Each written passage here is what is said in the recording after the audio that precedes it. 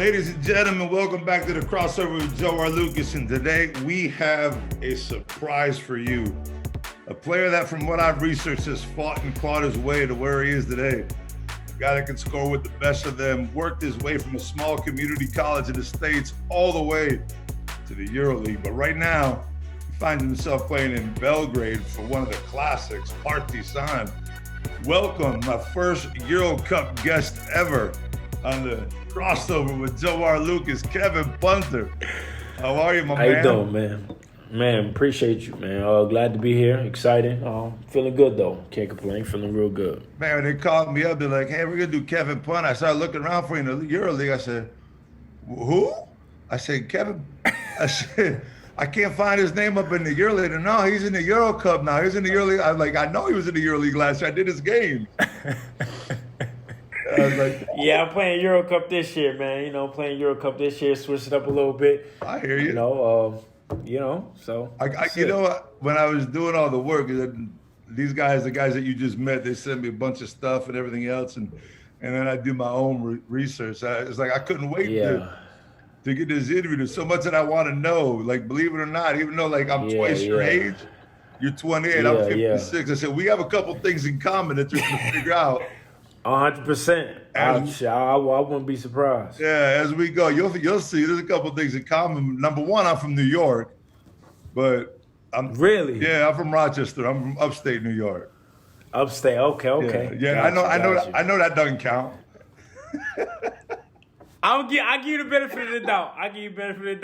You ain't from the city, but it's all right. Whatever, it's all good. You gave me that look that everybody gives me when I say I'm from New York. You know? Like out here in Europe, if they say where you from, I'm like New York, man. If I say Rochester, they gonna be lost. They have no idea, sure. Man. But you grew up in the Bronx. What was that like? Yeah. How old were you first of all? Because you went to high school in Raleigh, right? Now I went to high school in Westchester. Okay, I went to prep school in Raleigh, North Carolina.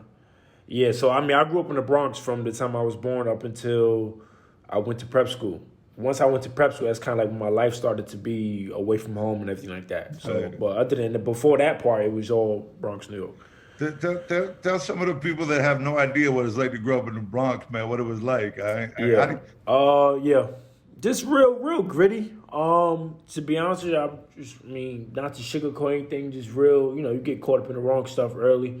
If you're not focused, I just thank God I was blessed to have both my parents, just hoop, just play basketball. I live in a community where, playing basketball just kept me out of trouble. Playing basketball just had other people look at me and understand that I wasn't trying to be in the street. You know what I'm saying? So I grew up in all of that stuff. So, just like I said, I just thank God I was just able to hoop, play basketball, and just kind of stay out of trouble. But like, I grew up, like I said, we're gonna laugh about it probably a couple of times. But I was in Rochester, but still, I grew up in the inner city in Rochester. Yeah. And like the best ball I played and where I learned how to be a man and play basketball was in the playground.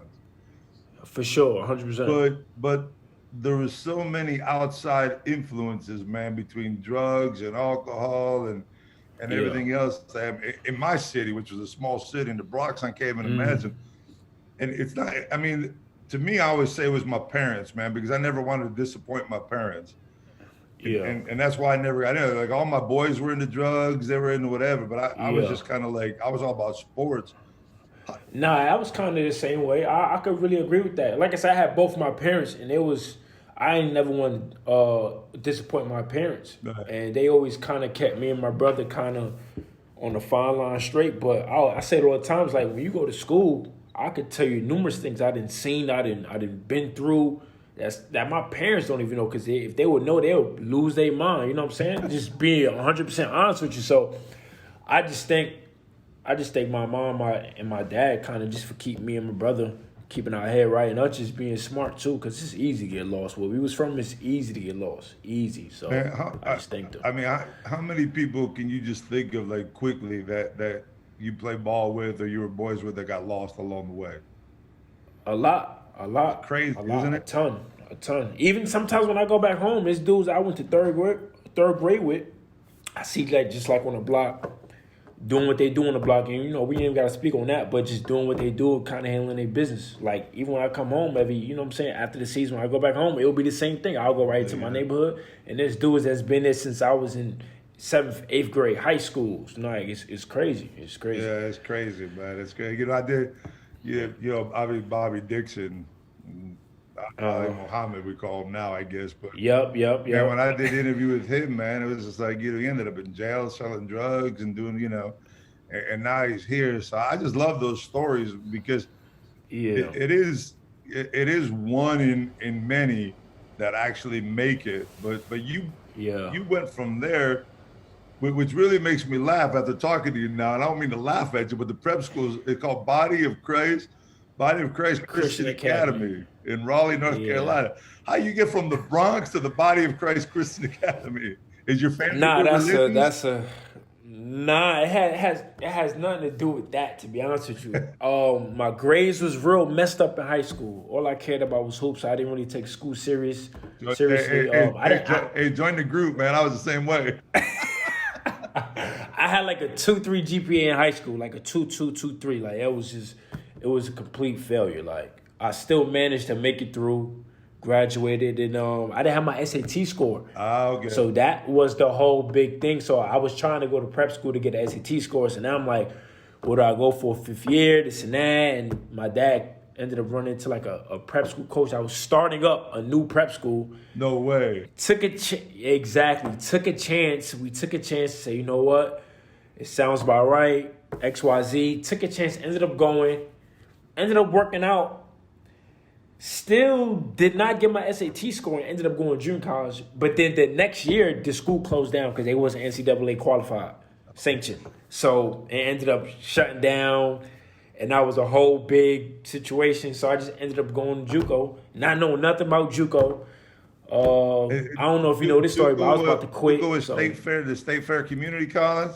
State Fair Community College in Missouri. Yep. Oh, damn, it was in Missouri, too. I forgot about that. That was, Yep. And just being in Raleigh, that was my first time away from home. First ever time away from, like, the Bronx, New York for that amount of time, So I was homesick, just culture shock, people's country. Like, just dealing with that side of things. I'm just like, I'm struggling to get my SAT score. So that was just another phase of my life I was was going through. That was pretty tough. Man, people out here in Europe, sometimes they don't understand that when you say culture shock, they don't understand. They're like, man, you're in the same country. There ain't no culture shock. But go from the Bronx to Raleigh, North Carolina to Missouri, it's culture shock. Yeah, it was 100% culture shock. Like, people just the way of living was different than what I was used to. Right. You know? So I was 18 years old. Right, exactly. You know what I'm saying? I was young, away from my people for that long. It was like, man, it's tough. So you said, I read at one point during that time you wanted to give up the game. You were just done with it. I was done. What was it? Was it the mental part? Was it the physical part? Was it you rather be like out on the streets and doing whatever? Did you have other goals that you wanted to give up basketball for? Nah, I didn't have no other goals. Basketball was all I knew. It was my SAT score, which is why I wanted to stop. I took it 7 times. That's a lot of people don't know. I took the SAT test 7 times. Couldn't get my exact number I needed to qualify. And I called my mother, just like, I quit. Like, I don't want to play. I called her crying. I was like 18, called her crying. Like, I quit. I don't want to play no more. I might just come home. Come home and do what? Is it Missouri? Nah, this is when I was in prep school. Oh, prep school. This is before I got to junior college. I didn't know nothing about junior college. Right. So I'm like, man, I'm going home. What am I going to do? I don't know. But, that part of my life, I don't even want to know because I don't even want to know what I would have did because who knows? Because I sure don't. So my mom said, call me back. And then if you still want to be done with basketball, I'll come pick you up. I'll bring you home. I said, cool. Called her back about 30 minutes later. After I got all my emotions and everything out, didn't want to make an emotional decision. It was like, I still want to play. Yeah, I got my emotions together. Didn't want to make an emotional decision, and then I kind of was like, I want to hoop and do it, and we kind of just went to see what was the next step in trying to move forward, and that's when the whole junior college thing came up. Now, after that, the crazy thing is I see you have to understand when I'm researching these things, man. Like so many things pop up that like set alarms for Body of Christ Christian Academy, State Fair Community. To me, State Fair Community College is like something like you hear State Fair, you think about a state fair. You know what I mean? Exactly. And then all of a sudden I look, I'm like, Tennessee, SEC, and averaging 22 points a game. What? Yeah, dude. How does that happen? And that's the reason why when I introduced you, and I introduced you not knowing exactly what the deal was, but it just feels like you fought and clawed your way, like I said, to get to where you are, because not too many people make it from these names of schools. From 100%, I totally agree with you. I totally agree with you. And then you show up in the SEC in Tennessee, all league second team, 22 a game. Yeah. How? Tell me how.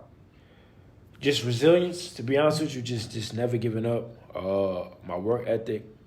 I feel like I get my work ethic from my parents, and just wanting more out of life, to be honest with you. Like, it's no real big story to it. It's just wanting more out of life. I always had a dream of playing at a high level in terms of Division I basketball. Always dreamed of playing in the NBA. So just having that desire at a young age and just working and just being a dog, that kind of what got me to that point, and just praying every day, to be honest with you. Like, a lot of prayer in that time. People won't really tell you that part, but man, it was a lot of nights where I pray every night and just hoping and wishing for these things. And obviously just doing my part, but a lot of prayer during these times. That's when I first started praying in my life, when I got to prep school, when I was away from home. That's when I first ever started to understand and try to get closer. You know what I'm saying? So that part of it is kind of like where it took off, and just, I got to JUCO and didn't know nothing about it. Homesick still, and then kind of just educating myself on just, what JUCO is and how you get better from it, and understand that you can still get to where you're trying to get to from these places, and just kind of just building and going from there. Did you have any other offers from colleges other than Tennessee, or was that like the main one? Yeah, nah. Before Tennessee, I committed to Mizzou. I was going to Mizzou. I committed with Frank Haif. He ended up leaving. I decommitted, and then I had almost every school in the country. I had A&M, Marquette, Gonzaga, Tennessee, SMU. Had like schools. I had almost everyone in the country. I was All-American. Okay. I was first team All-American junior college, so I had pretty much had every school that I ever dreamed about. So, and then that's why I kind of decided to go to Tennessee, because the coach at Tennessee was recruiting me in prep school when he was at Morehead State, named Donnie Tyndall. Okay. He ended up getting a job at Tennessee, and so it was easy for me to kind of go there because I was already familiar with him. I was been talking to him a couple years, maybe 3 years ago. So when he got the job, it was like, wow, I'm definitely going there. I took my visit, and then the rest was history. Mm-hmm. And then from there, I kind of was like, I got to work my way up. And I mean, I'm American. I was brought up in the States. We played basketball. I played baseball. I played every sport I could, but it was always a dream to either be in the major leagues or in the NBA or whatever. And when did that, I mean, you didn't get drafted in the 2016 draft. You went undrafted. Was that something that was really important to you? Was it something you didn't really expect? You didn't care? Did it ever come into your mind like, man, I might get drafted here, and then all of a sudden you don't? 100%. My junior year, I played with Josh Richardson. He's with Boston now. So going into my senior year, Rick Barnes comes. Rick, I don't know if you know, but that's my boy, man. Rick and I go way back. Really? Yeah. So I don't know if you know, but my junior year, I played for Donnie. Senior year, Rick Barnes comes. He tells me if I want to be a pro, I have to change my shot.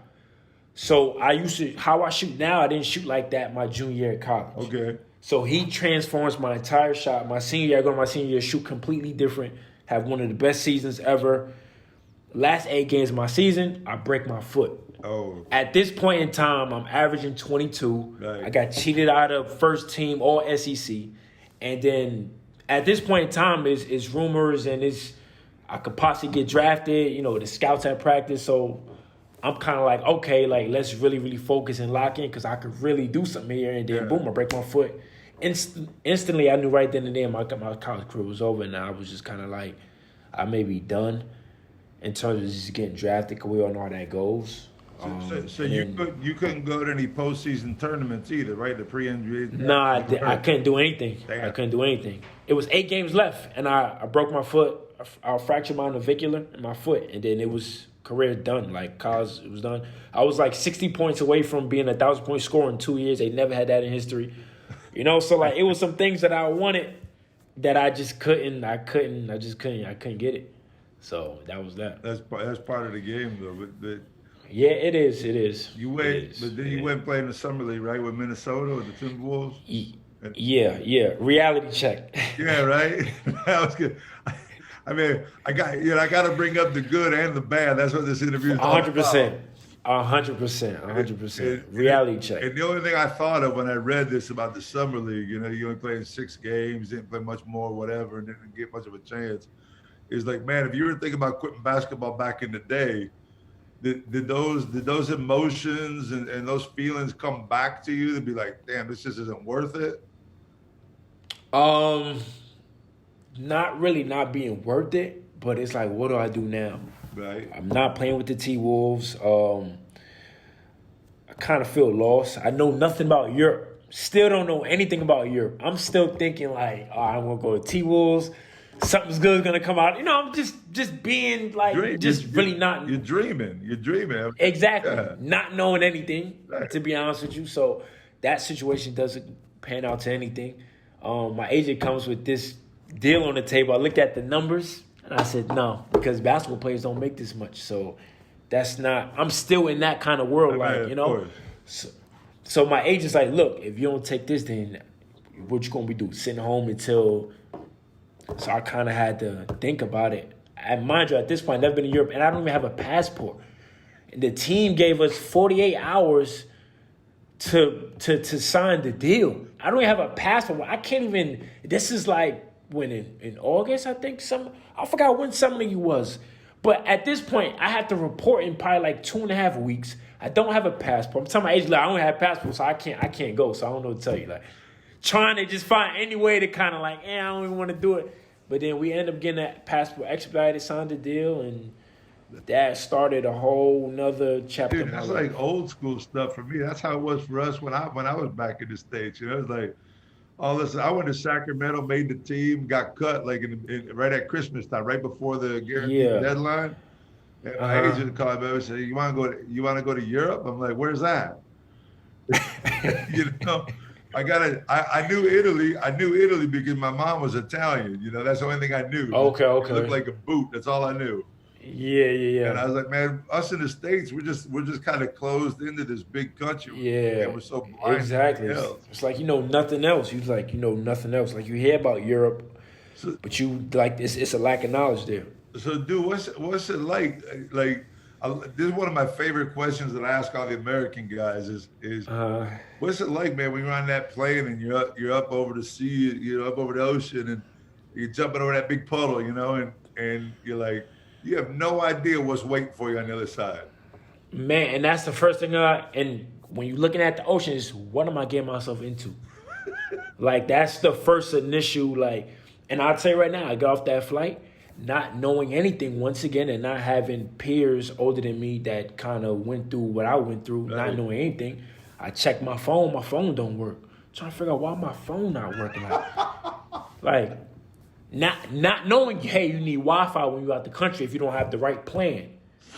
There's little things like that. I get to the hotel, it smelled different. I'm just like, the beds is small. I'm like, hold on, what is this like? I go to plug in my charger. I go to plug in, charge your phone. Yeah. The outlet is different. So I'm like, nobody was going to tell me the outlet was. It's just a whole bunch of. It was just. Then back in the day, they gave you that one little outlet that blew all your electronic stuff up. Exactly. So now you gotta have the right outlet to make sure it doesn't burn a hole in the wall. So it's like, yo, what, what I'm saying? What did I get myself into? I'm having a hard time adjusting to the time zone. Because I think Greece was maybe, I forgot how many hours, maybe 6 or 7 hours ahead. It's 7 hours from the East Coast, yeah. Yeah, so I'm trying to adjust to that. Yeah. Not sleeping right, not eating right, because the food's different. It was, and this is all before preseason. Right. Of course. I didn't even get through preseason yet, you know. So that part was just like, man, what did I get myself into, Man, man? I jumped on my flight from New York to Rome. I got when Sacramento let me go. I waited around for a little bit, and then got a job in Italy. My same thing. My agent called me up, was like, "Hey, you got this. You might as well just do it." So I flew out there. I was the same way. I was like, I didn't know where it was going. I got there, right, and they're like, "You ain't 7 foot." I said, "What?" And they said, "Your agent told me you were 7 foot. We're looking for a big man." I'm like, "No," I said, "I ain't 7 foot." Nah. Dude, I was in the airport for 2 hours. They were calling everybody trying to put me back on the plane to go back to the States because they didn't want nothing to do with me. That was my first European experience. It's crazy. It's a lot of people don't appreciate what it takes. And even now you see the European players going over to the NBA. They still have, I believe it's a little bit easier. Yeah, 100%. But y'all got, man, you're 28, dude. Y'all got it easy. You got FaceTime. You got all the WhatsApp. Yeah, 100%. Yeah, I agree with you. I definitely. I called my mom for 5 minutes. It cost me like $200. You know, I could never see my mom. I go 9 months without seeing my mom and my dad or my sisters because we didn't have all that back then, you know? Yeah, that makes sense though. I definitely agree with you for sure because I don't know what I'll do without FaceTime. But you've been like, now you went to Greece, then you went to Belgium, Poland. Dude, you've been, hold on, let me go check my numbers here. I've done it so many times that I forgot it. Hold on, 1, 2, 3, 4, 5, 6, 7, 8, 9 different places in 5 years. Yeah. What's your adaptation process like? I mean, are you adapted to Europe in general, or do you feel like everywhere you go you need to readapt to another society? Nah, not early on in my career I did. Now I don't. You could put me anywhere in Europe. I'm a adapt easily. 9 times out of 10 I've been there already. And I know the things that I need to make me feel at home when I'm not home. Right. You know what I'm saying? So it makes it easier. At first, you don't know that because you had never been out the country. You're trying to figure it out. So it was rough for me at first. But then, I'm 28 now. I'm 6 years in. So now it's a walk in the park. But my first 2 years was kind of rough. Just trying to figure out myself more and figure out, how to really make it through these long seasons. Right. But once I mastered that and kind of figured out, okay, do this more, relax more here, you know what I'm saying, do things like that, then it made it a lot easier. And I had really good teammates, to be honest with you. Once I got to Ike and it was a lot more Americans on my team, right. It made it easy. And I was in a better city. It made me feel better. You got like 6 teams in Athens, all of them with Americans on them. So you just like... Exactly. So it kind of was like, okay, he's doing it too. Then it can't be that bad. Like, we all doing the same thing. Like, we all here, believe it or not, obviously on different levels, but everyone's here. So it can't be that bad. That's one more thing we have in common. That was my second to last team I played with was Ike. And, okay. Yeah, I was part of that what are they, like the redheaded stepchild to Panathinaikos, like we had second choice on practice times, we had second choice on the locker room because they shared the gym. Yep, exactly. But exactly, that was the worst. But in Poland, I think Poland was when you started to build a name for yourself out there, right? Yeah. That's kind of like that's when you became a scorer, really, in the Champions League. Yeah, exactly. That was my first time playing twice a week. Right. I remember hitting my agent. I'm like, why would I go from Greece to Poland? And he's like, because you never played twice a week. So I'm just like, okay, makes sense. And then I knew right then and there, it's like, all right, once you play twice a week playing European competition, more people in Europe is going to be exposed. So I'm like, that's my chance to really apply pressure and really just dominate dudes. And that's kind of like, just had that mentality up until this point right now. Right, and then you were close to going to Turkey, like mid-season through Poland, I read, and then you ended up nothing ever happened, and that's how you got to Ike. Yeah, definitely. Yep. But was it more comfortable for you because you were in Lavrio, your first? Was it more comfortable for you to be in Ike and Athens? I mean, because in all reality, Greek is more Americanized than anything else. Just about everybody speaks English. You don't have to worry about that. All the movies were in English when I was there. It was like, man. Yeah. I was like, what I do in Spain for 10 years, man? Why wasn't I over here? Exactly. And plus, like you said, you got all the other Americans around to make yourself more comfortable. Yeah, it was easy, man. I don't want to say it was easy like that because you stay away from home, but it made certain things easier to cope with, to deal with. Right. You know, so Poland I played with Ryan Harrell, but he came kind of mid-season. But before he got there, it was literally just me. I was only American. Okay. So like I did everything by myself, and I didn't do anything. I just went home and played 2K. And just kind you of left there mid-season, right? I left there mid-season. I left there maybe first week of February. Man? And I went. Those fans are great. What was it like to win the Champions League with those guys, with those fans?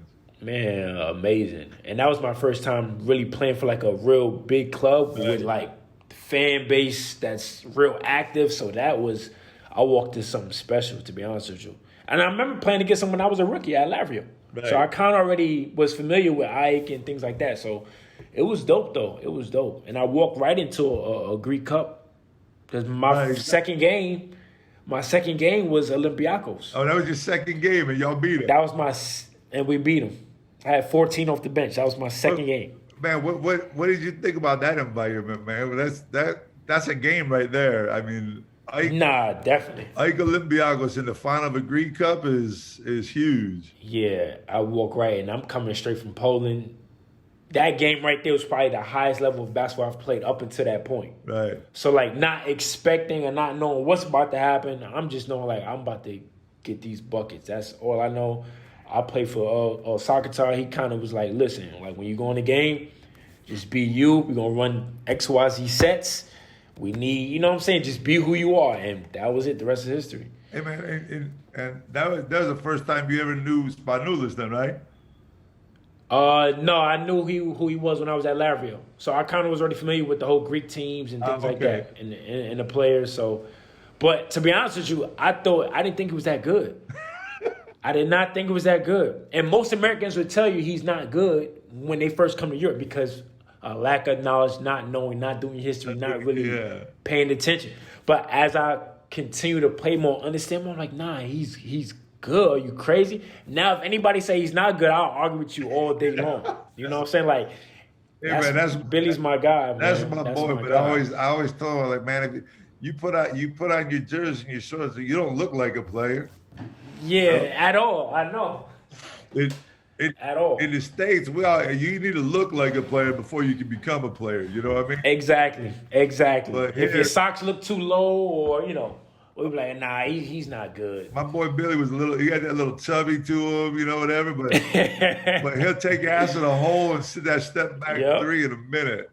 Yep, exactly. And he'll talk a little trash to you too, man. He's an ultimate killer, man. He's an ultimate killer. I tell you that. He's definitely an ultimate killer. That's kind of, and I mean, I love EuroLeague basketball. I'm a EuroLeague ambassador. I do this podcast. I commentate the games, and I love it. And I think it's a better product overall than the NBA to watch on a daily basis. I know the NBA is bigger and better, but I miss killers, man. I miss somebody just coming out and dropping 35. You know what I mean? Yeah.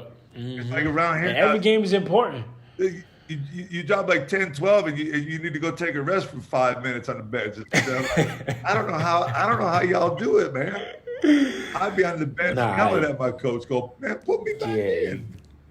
Yeah, you gotta adjust, man. That part of it too, you gotta adjust. I was used to playing 30-something minutes. I come to Europe, it's like 18. I'm like, hold on. What are we doing? Yeah, but dude, hey.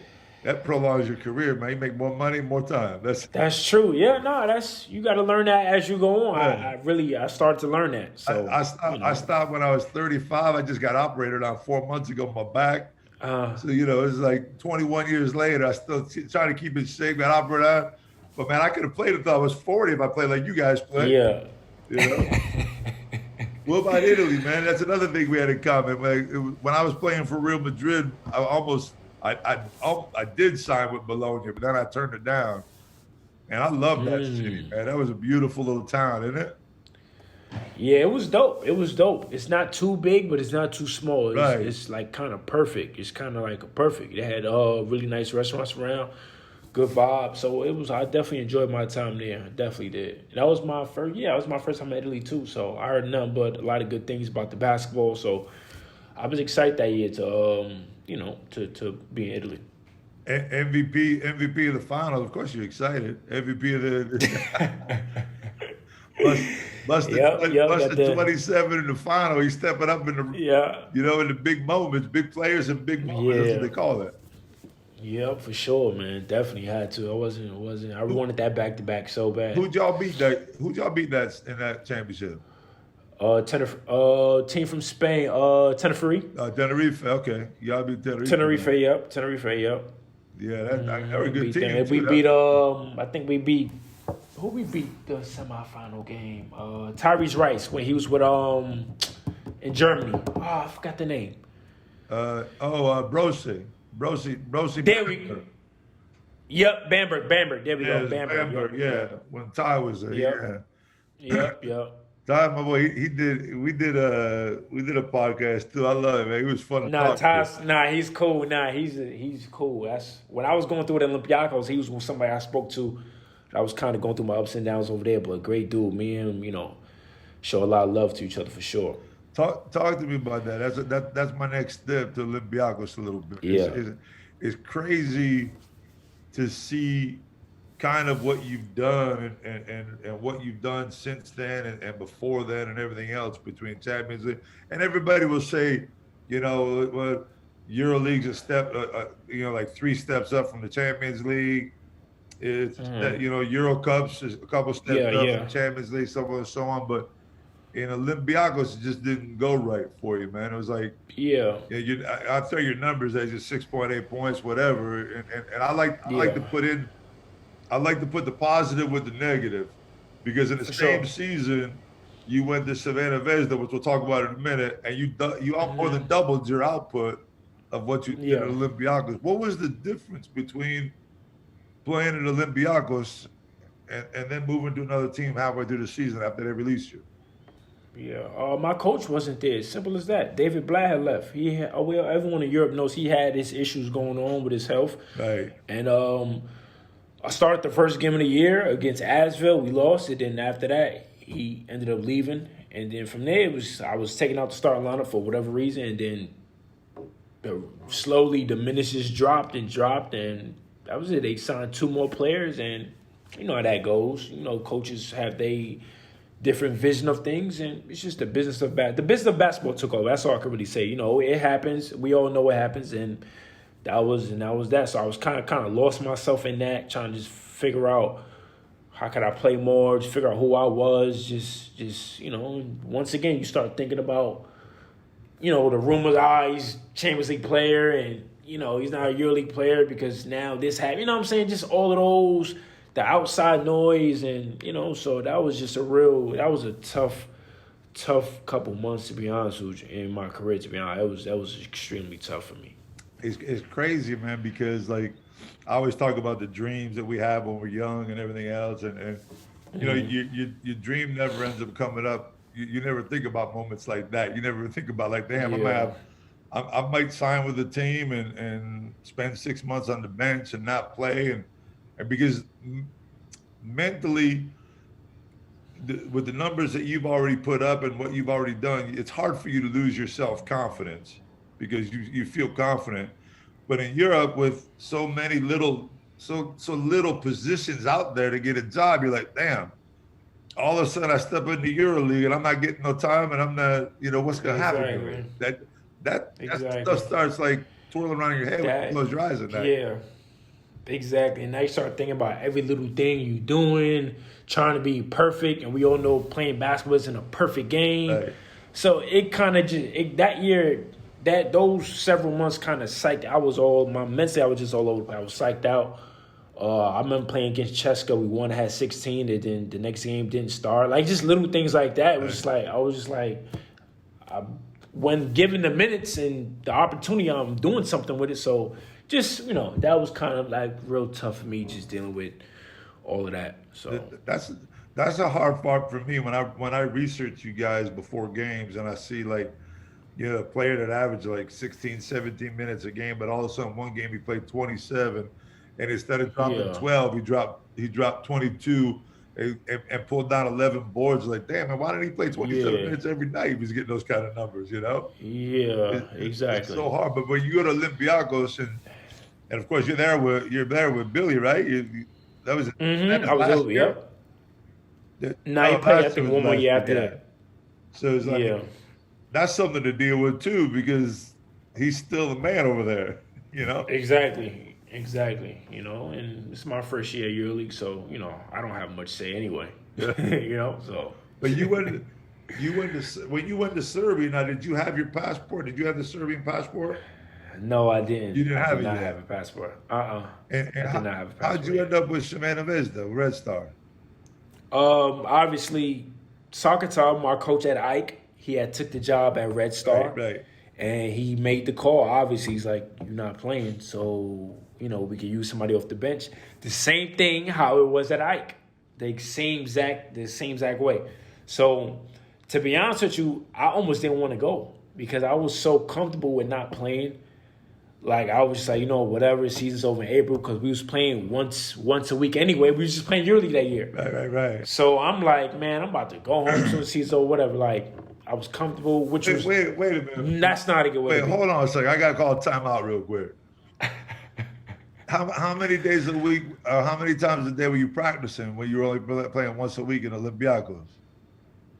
Sometimes twice. Sometimes. But I will work out. So what I would do is I will only find peace when I worked out in the morning. Right. So, like, it was one of them years where when I went to practice, I wasn't even happy. So I would work out early in the morning with a coach named Mike. Get it in, felt real good. And they come to practice, it was kind of like, all right, we already know what's going on. So I got into a routine of that, and then I just got too comfortable. I just got way too comfortable. And then Coach Sakata called me and told me to come over, and then made the decision to go, and I kind of like everything just changed. I think in all my life, man, that's the first time I've ever heard a player tell me that I just got comfortable with not playing. Yeah, I really did. Like, I was getting paid on time, and for the most part, and it was just like, man, like, that's how messed up I was mentally, like, and I was just so like ready to go home. I was just mentally just messed up, like, and then I went to Red Star, and it kind of like it brought me back to life, to be honest with you. And I remember in Sacramento, man, when I was so, I mean, I knew I wasn't there to play yet, you know what I mean? But I was just so mad. And we were in practice one day, and one of the players used to play for Villanova back in the day. I won't mention his name. He was sitting there. We were the starting five was going through the other team's plays. I think we were playing Portland, and the starting five was just walking through Portland's plays. And I'm like, I was looking, man, this sucks, man. I'm like, this is not what I expected.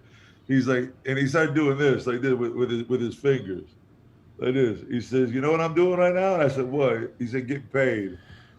And then he went backwards. So I go backwards. And he said, you know what I'm doing now? I'm getting paid in reverse. and I'm like, damn, that's what the NBA is all about, isn't it? I said, if you get your time, you get your time. If you're not, you just worry about getting paid. It becomes a business, you know. Yeah, I learned that real quick, to be honest with you. You got to learn that. If you don't understand that, then, you could really get played out here. But you just got to understand, like, it's a business, man. Yeah, it's just the way it is. You got to make. Yeah. There's a short group. Whenever I think about it, that I retired at 35, and that was 21 years ago, dude. I retired twice. I've been retired twice as many years as I've been that I played. Yeah. And it's like, damn, that time goes by fast, man. Yeah, it be moving, man. I'm already 6 years in. What about Milan? Now, after Savannah Vezda, you went off there and you walked into a project. Yeah. Walked into Coach Messina coming back from the States. And they went and signed Kyle Hines. They went and signed Gigi Datome. They went and signed all these guys with a project in mind. They knew what they had in mind. They knew what they wanted to do. And you became a big part of that for them. What was your experience in Milan like? Man, dope. Just playing with all those vets like that and guys that has been so successful on the EuroLeague level, NBA level, and in life, it was amazing. I learned a lot from those guys. It was dope, man. Certainly, like, it was really, really.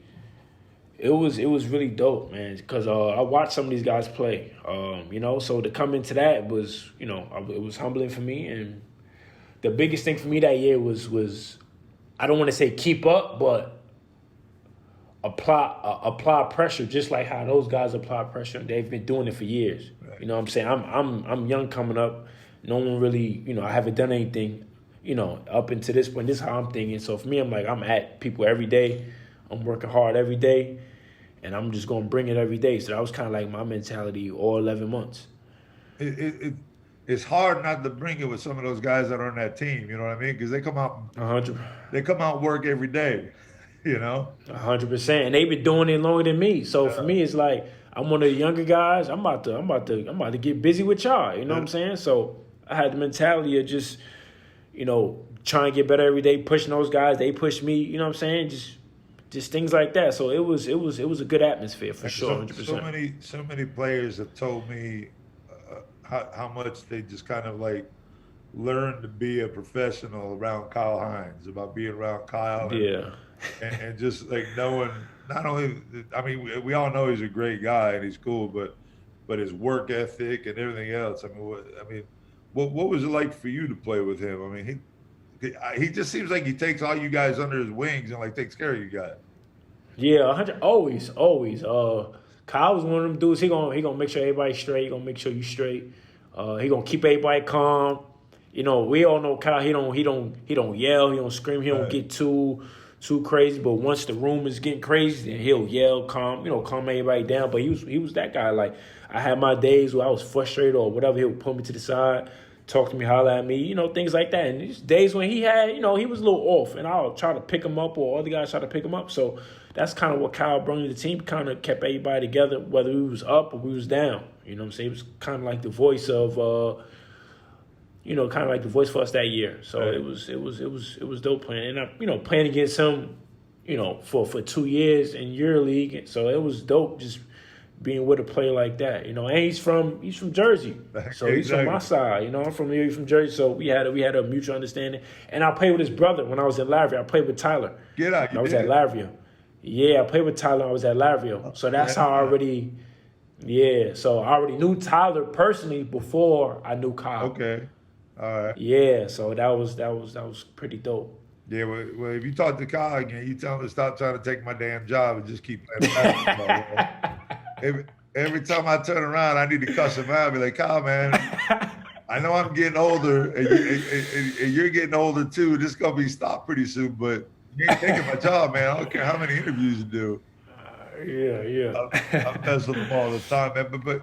But with all those veterans around you and all those good players around you, man, you had a season, 14.3 points a game, 1.4 assists, and you were kind of like, you became the offensive leader of that team.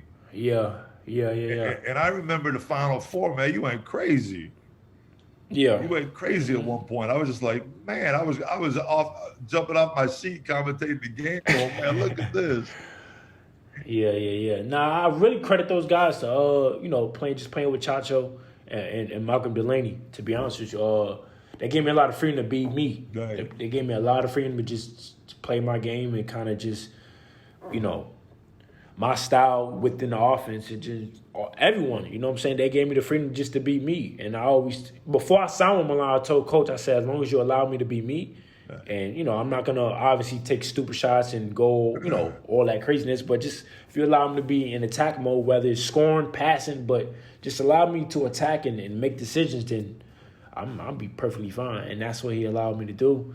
I had his trust, and, the rest is, It's funny because I mentioned Kyle, I mentioned Gigi, I mentioned everybody else, and you just brought up Malcolm and Chacho.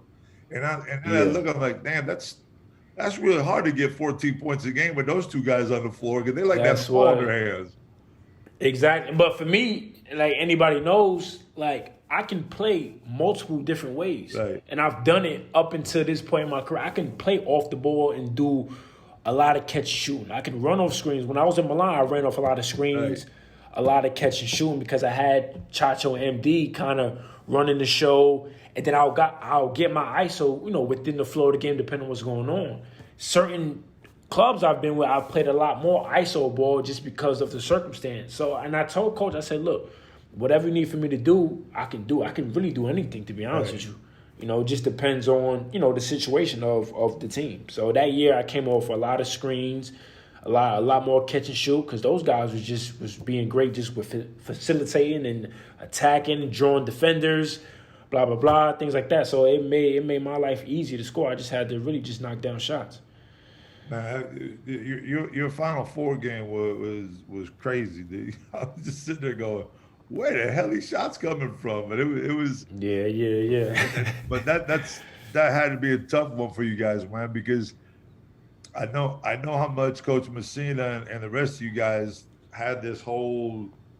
I mean, of course you accomplished a goal by getting to the Final Four because I think he set like baby steps. It was like, all right, let's get to the playoffs first. If we do that, then let's try to get to the Final Four. But yeah. I don't care how many baby steps you think about taking. When you get to the Final Four and don't do it, man. That hurts. It's that so hurts, hard, man, isn't it? Yeah, that hurts. That hurts because we was right. We all know we was right there. Yeah. You know, like we was right there. Like we was seconds away from playing in the EuroLeague championship. Right. Like first year we put the project together. You know what I'm saying? Right. So that's kind of like, and we have spoken about this all season long. Just like that's how it is. That's what I mean, man. It was like everybody knew that it was going to happen, and then it happened.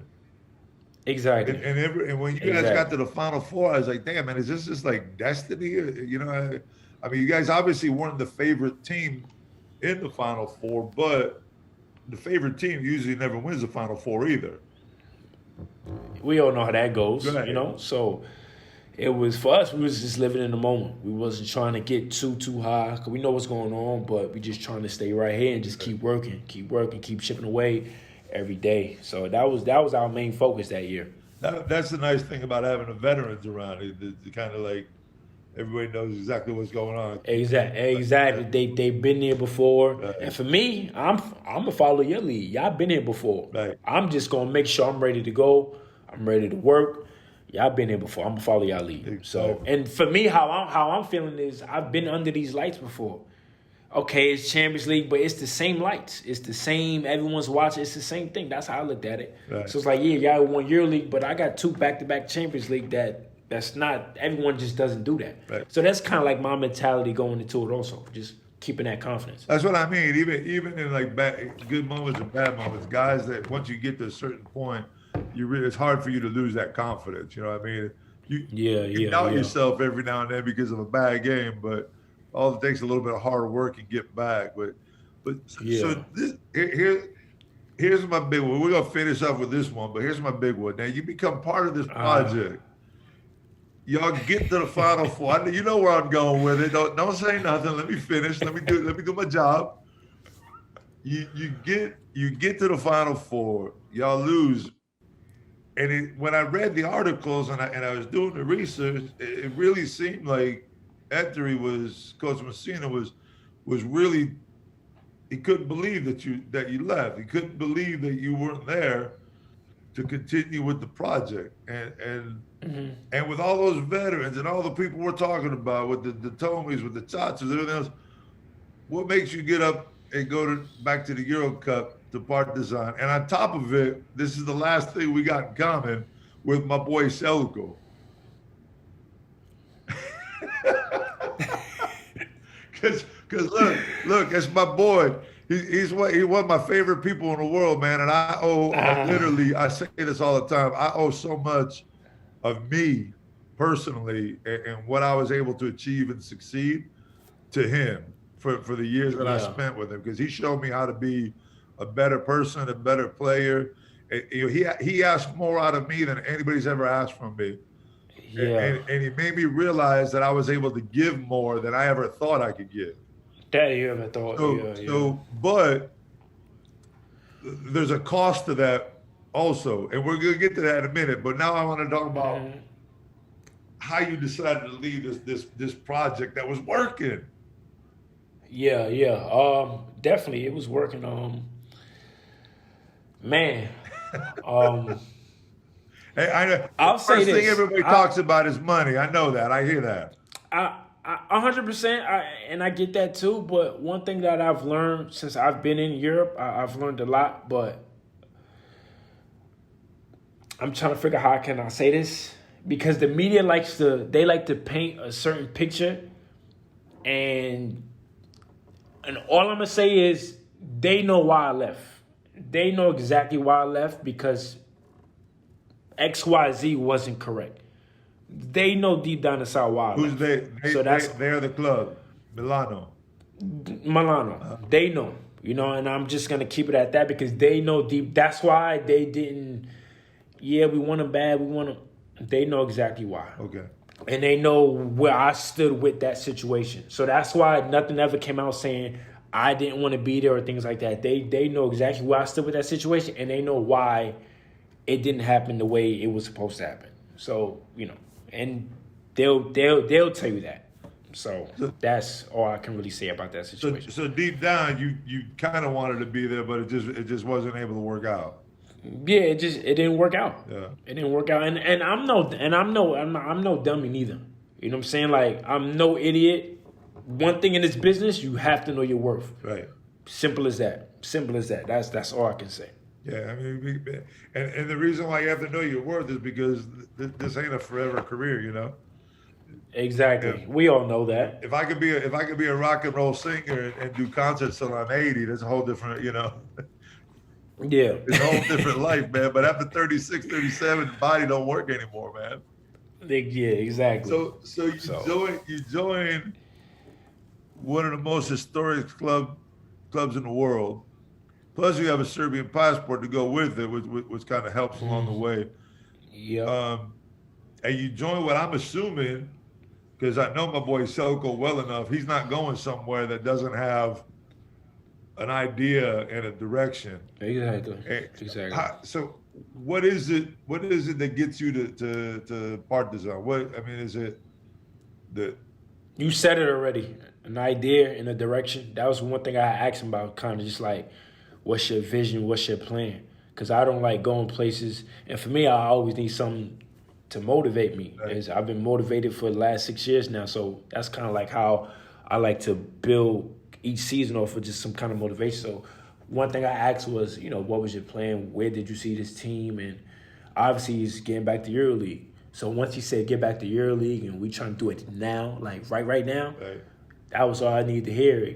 Obviously with him being the coach who he was, I didn't need to know no more. I played against him. I did my research. Things like that. Did he approach you first? Or yeah. Yeah, well, agent and, kind of around the same time, when negotiations in summertime, you know how that goes. So that kind of like how that played out. And once he told me the vision, it aligned with mine and my work ethic. And for me, it was just, I'll be honest with you, it wasn't easy at first. It was not easy. Like, it was not easy at all. You ain't got to tell me. It was probably one of the hardest decisions ever, like, right. Because you hear, like, yeah, he's a EuroLeague player, and then he's like, why do you do that? It wasn't just for this, and so it was a lot. It was really, really a lot. So I kind of had to really think on that for probably about 24 hours because it happened so quick. It happened so quick. So, and I kind of just came to grips, like, you know what, like, I'm in control of what I'm in control of. Right. And this is what I want to do. I want to do this, So, and once I did, I was happy, man. I was happy. Well, honestly, I'll be honest with you, what really made me happy was just getting the feedback from other players, just kind of saying, like, they respected what I did, kind of just controlling my own destiny and controlling my own path. Okay. So that's how I knew right then and there I didn't make the wrong decision.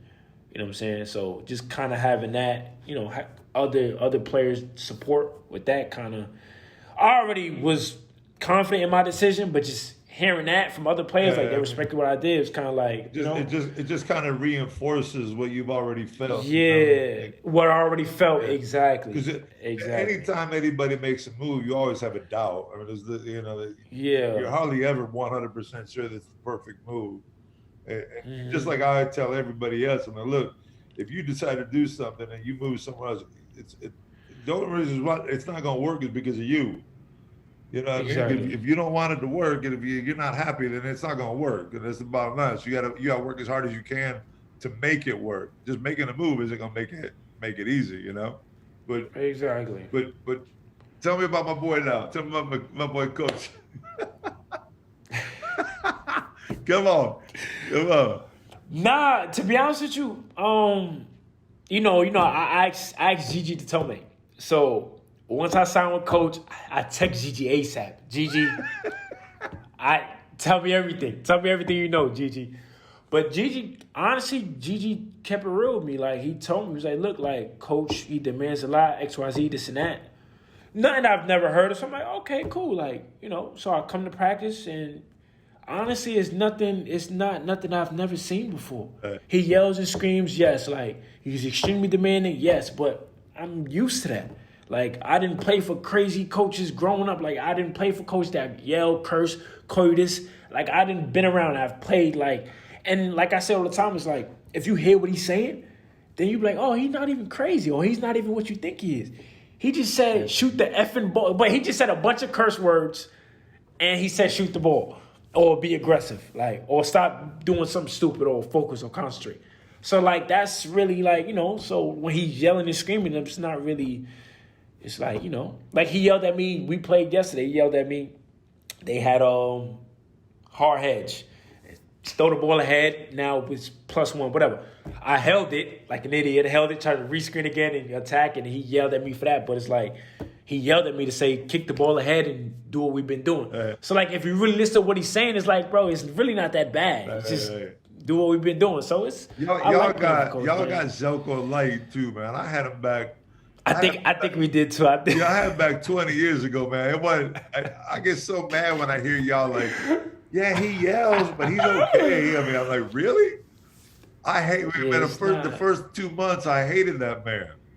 I was like, nah, it's not that bad. This guy's going to kill me. But I'll tell you what he did, man. We had a meeting with the president of the team because we weren't playing that well, and the president showed up a little bit late to the meeting. They canceled our practice so that we all go to the meeting, and it was 11 in the morning, and the president showed up at like 11:20, and he came in with his, like, his peeps, you know what I mean, with his bodyguards, and this is the president of Real Madrid, and as soon as he starts to talk, Zelko gets up and says, "Hold 1 second, Mr. President." He's like, "Before you say anything, I need to speak." And we all just kind of like looked up at him. He's like, "This is the way." I mean, we're 2 months into the season. And he's like, rule number one is going to be, you never, ever cancel one of my practices again, ever. This will be the last time you cancel one of my practices. And he said, rule number two is, if you want my team to be here at 11 o'clock, he's like, your ass needs to be here 5 minutes beforehand. And don't show up late. Wow. He's like, don't show up late and disrespect my team. And man, I was sitting, I looked at him, I'm like, that's the kind of dude I give everything for. You know what I mean? 100%. I agree with you. And of course, he came to us and he had already won 2 European titles in a row, so he could do that. Anybody else does that, they probably get kicked out in a second. But the fact that you look up as a player and you're like, man, when things go bad, he's always going to have your back. Because the one thing I always say about Selko is, he's so hard to play for sometimes, but it's all justified. It's all, like you said, it all makes sense. His delivery is a little bit different than it's different. But the guy knows more about basketball, man, than I know about. I mean, anything. It's crazy. Yeah, the delivery is off. But if you listen to the delivery, you're done. Right. You're done. You got to just focus and listen to what he's saying. Because he's really telling you to be, at least this is what I experienced. I can't speak for other players I played from years ago. So, but the delivery, yes, he yells and screams for sure. But what he's saying is like, he's really telling you to, be you. Yeah. Or, if you're a rebounder, rebound the effing ball. Come on, play hard. Like, he likes dogs. Yeah. If you play hard. Exactly. Run through a wall, I'm telling you, he'll go to bat for you every time. Every time. You ask Zelko about me when you go to practice tomorrow. Tell him you did the crossover with me, man. Okay. And talk to him a little bit and see if you could have some love like I used to have, because he used to let me shoot whenever I wanted to. Nah, actually, I get that. I get that. This year, I found myself being more of a leader because we're young. Right. So this year, I'm more of a leadership role and kind of just being another voice, So when coach is yelling, I'm kind of that extra voice to, okay, this is what he's saying. Like kind of more on a calm tone. So it's been a dope role for me. I think I might be the only player that Zelko never told me to play defense. He just asked me. He's like, hey man, can you just play a little bit of defense for me, please? That's all. He's like, score your 30, score your 35 a game. Just give me a little defense. That's all. I said, Zelko, I said, come on, man. If I score 35, my guy scores 15, what? Who wins? You got to get 100 points. You got 5 questions, all right? Each one of them is worth 10 points, and it goes up. So it's 10, 20, 30, 40, 50. All right, so we all add them up. So this is it, the EuroLeague test. Right now, I think we got a tie at the top between Mario or Zonia. And they didn't tell me beforehand. Mario, Zonia, and who was it? Who was the other guy? I can't remember now. I talk about you guys all the time. I always forget who I talked to. I'll remember it. All right, first question. Here we go. How many teams per group does the actual 7 days EuroCup have per group? Per group? Oh, that's a great question. 10. If you don't get the 10-pointer, we in trouble, 10. Huh? 10. 10 teams per group. EuroCup. Now it's 7 days EuroCup, not EuroLeague. Yeah, each group. So Group A, Group B. Right. Yeah, Group A has. See, now you got me hesitating. Group A has 10 teams. Group B has 10 teams. There you go. That's 10 points. Yeah. There you go. I just got a message from my boys at IMG. It was Yabusele who got 100 points last week too. When I did. Okay, Yabusele. So there's a 2-way tie at the top. Question number 2, worth 20. You're doing good right now. You got your 10. Who was last year's EuroLeague assist leader at AX Armani Exchange Milan? Assist leader? Assist leader of the team. Chacho. Man, 2 for 2. 30 points. I got 165 assists, but I don't think they want to. I don't think they'd be asking for that. Question number 3, worth 30 points. You're sitting at 30 right now. This would be worth 60 if you get it. With which team did Željko Obradovic win his first European club title? Partizan. There you go, baby. Look at you. You're rolling. Back in 94. There we go. 60 points.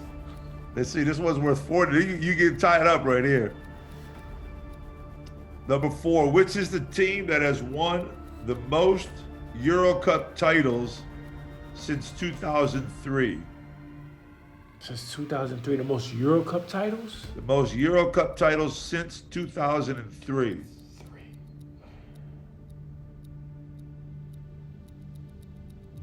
I got 2 teams in mind. I don't know which one. I'm going to go with since 2003.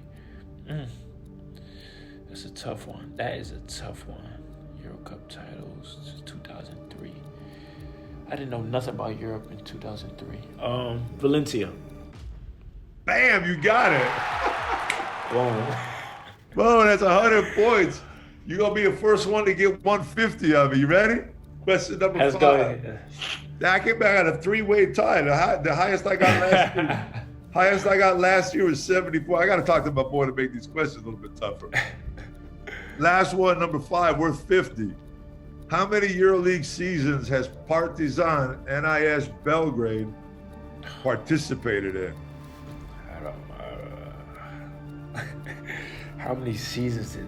Since 2000, since EuroLeague started, 2001. How many seasons? Hold on. So EuroLeague started in 2001. The EuroLeague, yeah, not the old 2000. Yeah. Okay, so since 2001, how many did they? It's really year 2000, I guess, but 2001. Okay. How many EuroLeague seasons Partizan participated in the EuroLeague since 2000? Oh my God! I'm gonna go with I know a couple players that played for him. Man, I'm gonna go with 5. Nah, damn. 13. Yeah, I don't. Yeah. Yeah, Yeah, I was gonna say way off. if you had 13, I was about to jump off my seat like we were back like we were back in the Final Four, yo. That was a good one though, because I did not know. I did not know that one. They participated in every EuroLeague season from 2001 to 2013. Okay. Yeah. They started 2001, 2002 and ended 2013-14. Got you. Kevin, my man. Yo, this has been a great. For sure. I really feel like what I said in the beginning was true, man. You just look like one of these players that like fought and clawed to find your way, man. You found it, and it's been a pleasure talking to you. And this project you got going on with Zelko and with Partizan, man. I wish you the best of luck because, man, appreciate you. I want to see my boys back in Europe again. Man, that's the main goal. That would mean a lot to me if we're able to get back. We're able to get back. So, working every day, man. Tell my boy I said hello to him all. I definitely will. Tell him who you talked to, and tell him I said thank you for the game of my life, man. Because thanks to him, I had the game of my life against Bologna in Bologna.